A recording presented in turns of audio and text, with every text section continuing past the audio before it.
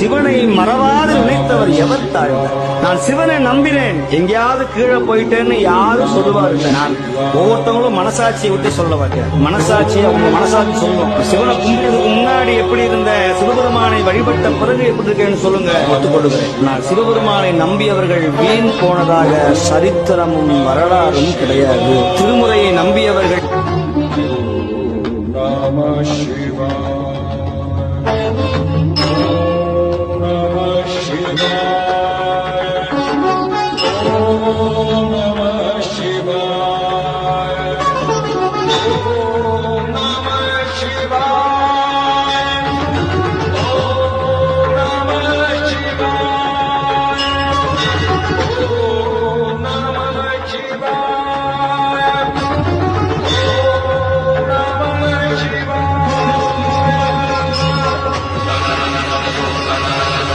Bye.